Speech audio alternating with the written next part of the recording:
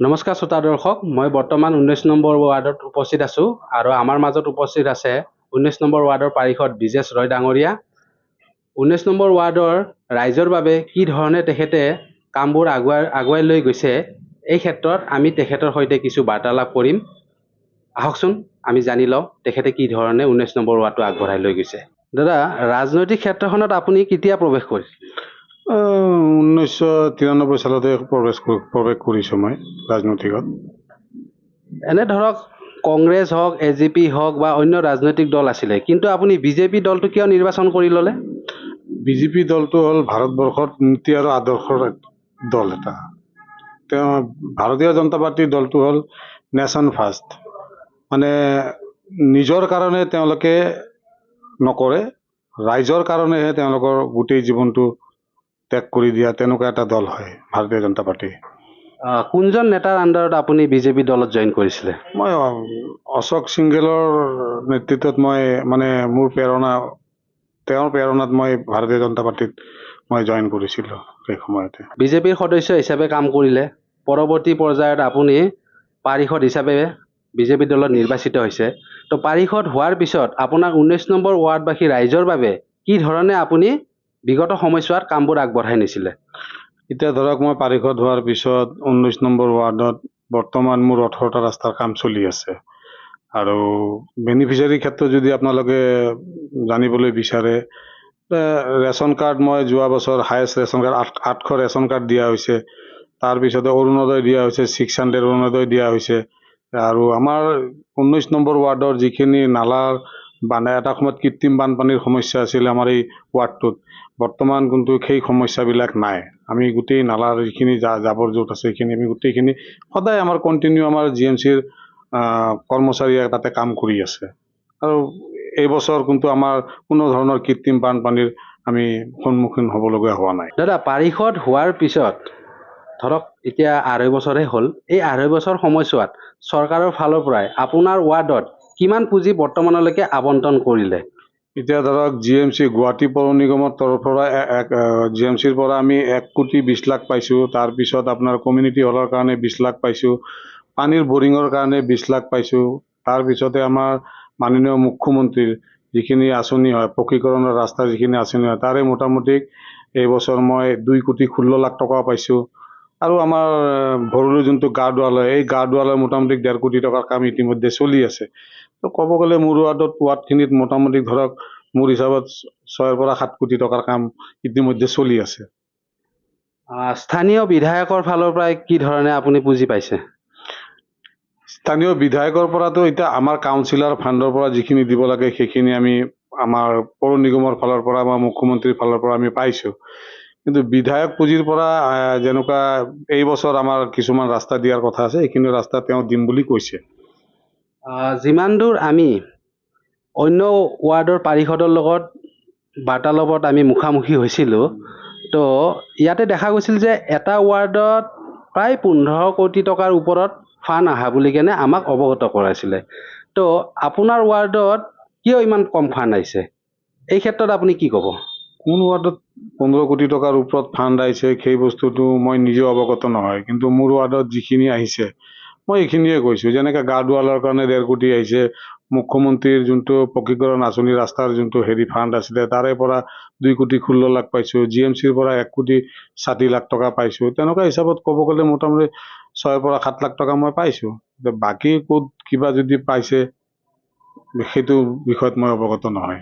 দাদা, শেহতীয়াকৈ আমি যেতিয়া আপোনাৰ 19 নম্বৰ ৱাৰ্ডত পৰিভ্ৰমণ কৰিছিলোঁ, তো এই ক্ষেত্ৰত ৱাৰ্ডবাসীৰ কিছু অভিযোগ আছে।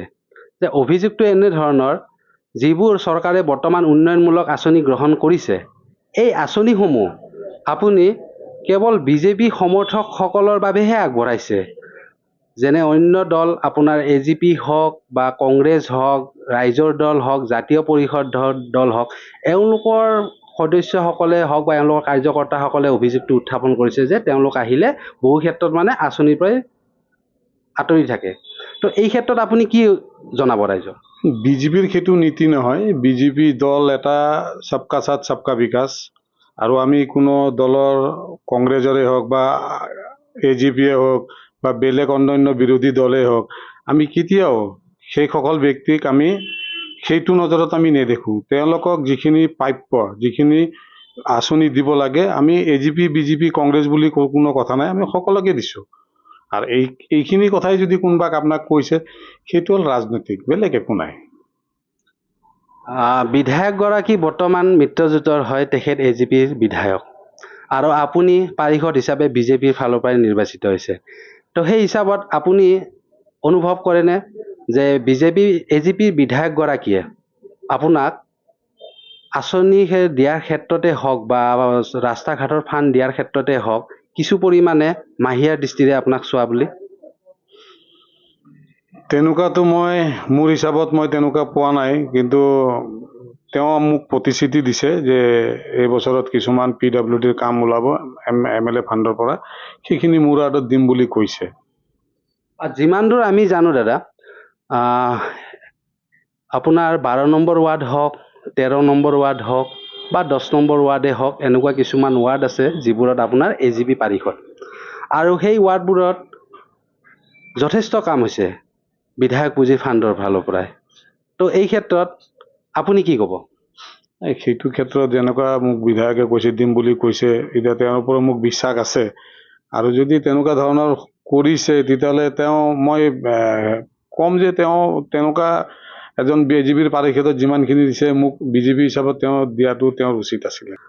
দাদা, আমি যেতিয়া আপোনাৰ 19 নম্বৰ ৱাৰ্ডটো পৰিভ্ৰমণ কৰিছিলোঁ আৰু আমাৰ এই 19 নম্বৰ ৱাৰ্ডৰ ৰাইজৰ মাজত যেতিয়া আপোনাৰ বিষয়ে, আপুনি কি ধৰণে কাম কৰিছে এই বিষয়ে যেতিয়া সুধিবলৈ গৈছিলোঁ, দেখা গৈছিল যে 80% আপোনাৰ জনপ্ৰিয়তা এই ৱাৰ্ডটোত আছে।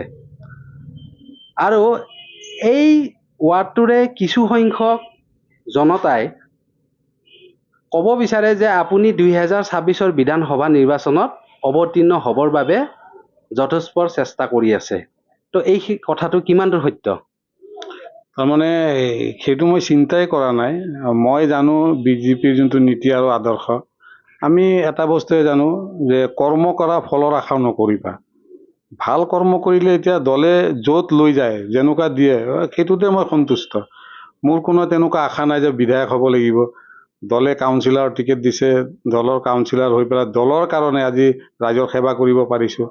দলে যি সিদ্ধান্ত ল'ব, সেইটোত মোৰ কোনো ধৰণৰ আপত্তি নাই। যদি আপোনাক বিধায়কৰ টিকেটটো গুৱাহাটী চেণ্ট্ৰেল সমষ্টিত দিয়া হয়, তেতিয়া আপুনি অৱতীৰ্ণ হ'বনে? নিশ্চয়, যদি দিয়ে তেতিয়াহ'লে নিশ্চয় অৱতীৰ্ণ হ'ম। এই ক্ষেত্ৰত আপুনি সম্পূৰ্ণ সাজু, মানে বিধায়কৰ নিৰ্বাচনত অৱতীৰ্ণ হ'বলৈ আপুনি সম্পূৰ্ণ সাজু হৈছে? যদি দলে তেনেকুৱা ধৰণৰ চিন্তা চৰ্চা কৰিছে, তেতিয়াহ'লে দলে যদি দিয়ে, দলে দিলেতো আমি ক'বলগীয়া একো নাই। আমি দল মানে নেশ্যন ফাৰ্ষ্ট, তাৰপিছত আমাৰ পাৰ্টি। পাৰ্টীয়ে যি সিদ্ধান্ত ল'ব সেইটোৰ ওপৰত আমি ক'বলগীয়া একো নাই। পাৰ্টি যাকে দিয়ে আমি তাৰ লগতে কাম কৰিম। আপুনি বিধায়ক পদটোৰ বাবে ইতিমধ্যে আমাৰ বিশেষকৈ BJPৰ উচ্চ পৰ্যায়ৰ যিবোৰ নেতা আছে, তেওঁলোকৰ লগত সুসম্পৰ্ক বৰ্তাই ৰাখিছে কি নাই? নাই, বিধায়ক পদটোৰ কাৰণে মই কাৰো লগত সুসম্পৰ্ক তেনেকুৱা মোৰ হেৰি নহয়, মনটো নহয়, বা মই তেনেকুৱা বিচৰা নাই। সম্পৰ্ক সকলোৰ লগত মোৰ ভাল আছে। যে মই বিধায়ক হ'ব লাগিব তাৰ কাৰণে যে সম্পৰ্ক ভাল ৰাখিব লাগিব, সেইটো নহয়। শেহতীয়াকৈ এটা বস্তু দেখা যায়, ধৰক যিবোৰ কাৰ্যকৰ্তা আছে তেওঁলোকে নিষ্ঠা সহকাৰে কাম কৰি গৈ আছে, আপোনালোকৰ পাৰিষদ হিচাপে নিষ্ঠা সহকাৰে কাম কৰি গৈ আছে, কিন্তু হঠাতে ৰাজনৈতিক ক্ষেত্ৰখনত বিশেষকৈ হঠাতে নাম নজনা ব্যক্তি এজন আপোনাৰ মানে নিৰ্বাচনত কেণ্ডিডেট হিচাপে দলে দি দিয়ে। তো তেতিয়া সকলোৱে ধৰক কাম কৰিবলৈ বাধ্য তেওঁৰ এগেইনষ্টত। তো এই ক্ষেত্ৰত আপুনি কি মতামত দিব? নাই, দলে এতিয়া চাওক, কোনোবা ব্যক্তিক কোনোবা টিকেট দিছে, দলে দিছে, আৰু দলে যি কৰে চাই কেনে কৰে, দলৰ আৰু ৰাইজৰ ভৱিষ্যত চাই কেনে কৰে। এতিয়া দলে যাক টিকেট দিয়ে, মই ভাবোঁ যে আমি দলৰ হেৰিটো মানিব লাগে, কথাখিনি মানিব লাগে, আৰু যাকে দিয়ে টিকেট আমি তাৰ হিচাপত আমি কাম কৰি দিব লাগে। আমি দলৰ কাৰণে, আমি কোনো ব্যক্তিৰ কাৰণে নহয়। দলে যদি কাৰোবাক টিকেট দিছে, আমি তেওঁৰ কাৰণে, আমি যাকে দিয়ক, আমি তাৰ কাৰণে কাম কৰি দিম। আমাৰ পাৰ্টিখন জিকিব লাগে, বেলেগ একো নাই। নাই, কিন্তু এনেকুৱা কিয় হয় যে ধৰক সেই ব্যক্তিজনক, যিজনক টিকেট দিয়ে, তেওঁ ধৰক দলৰ হৈ একো কামেই নকৰে বা দলৰ আগৰ এক্টিভিটিটো নাই, তেওঁ ৱাৰ্ডত একো পৰিভ্ৰমণ কৰা নাই, কিন্তু তেওঁ হয়তো কিবা অন্য যিয়ে কাৰণ নহওক কিয়, কিন্তু তেওঁ হঠাতে মানে কি হয়, ধূমকেতুৰ দৰে তেওঁক মানে ইয়াতে সমষ্টি এটাত জাপি দিয়া হয়।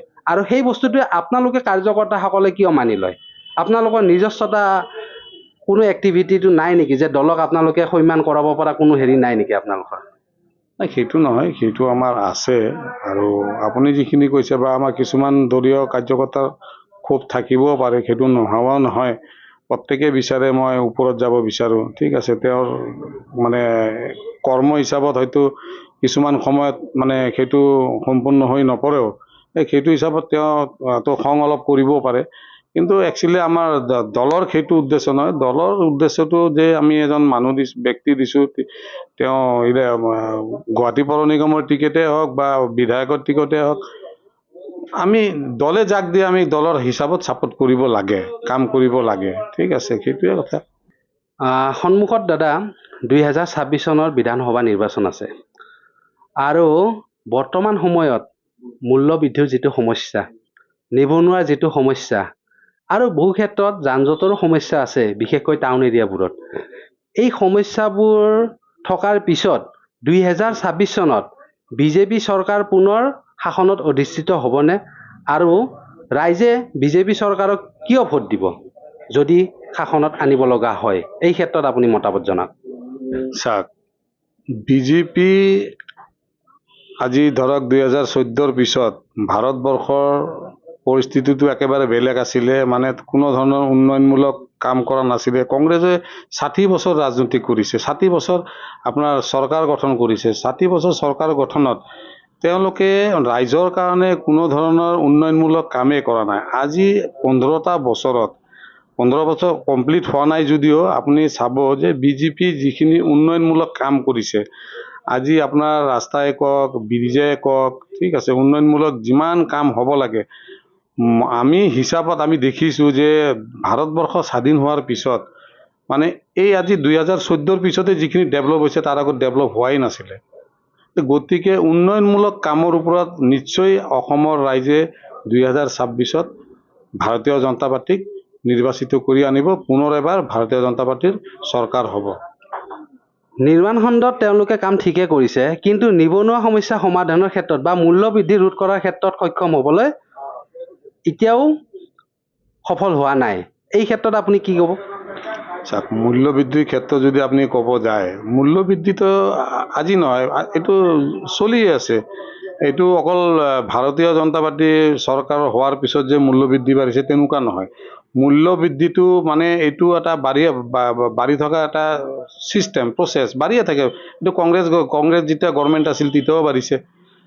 কিন্তু বৰ্তমান ভাৰতীয় জনতা পাৰ্টিৰ চৰকাৰত মানে কংগ্ৰেছৰ আমলত যিখিনি যেনেকুৱা ধৰণৰ মূল্য বৃদ্ধি হৈছিল তেনেকুৱা ধৰণৰ মূল্য বৃদ্ধি কিন্তু ভাৰতীয় জনতা পাৰ্টিৰ চৰকাৰৰ ক্ষেত্ৰত হোৱা নাই। মূল্য বৃদ্ধি হৈছে যদিও এইটো এটা যিটো ছিষ্টেমত যাব লাগে সেই ছিষ্টেমতে হৈছে, তাতকৈ বেছি হোৱা নাই।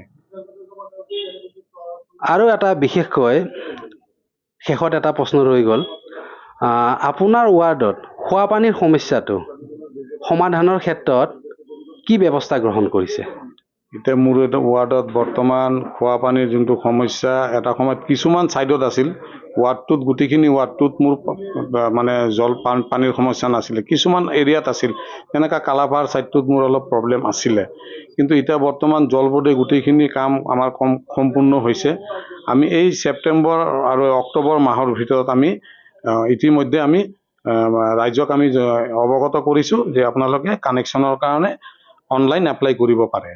সেইটো আমাৰ অলৰেডি পানীয় সমস্যা সমাধান হৈছে বুলি মই ভাবোঁ। দাদা বহুত বহুত ধন্যবাদ জনালোঁ। বহুখিনি কথা আপোনাৰ পৰাই আলোকপাত কৰিলোঁ, আৰু ইতিমধ্যে আপোনাৰ ৱাৰ্ডবাসী ৰাইজেও অৱগত হ'ল আমাৰ এই চেনেলৰ থ্ৰুৱেদি।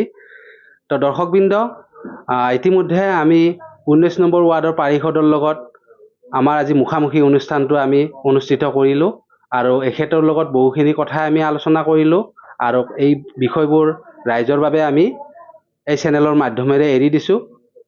পৰৱৰ্তী পৰ্যায়ত আমি আৰু এটা ৱাৰ্ডত যাম, এনেদৰে আমি জনপ্ৰতিনিধিৰ লগত মুখামুখি অনুষ্ঠানত উপস্থিত থাকিম। এইখিনি কৈয়ে আমি আজি অনুষ্ঠানটো সামৰণি মাৰিছোঁ। ধন্যবাদ।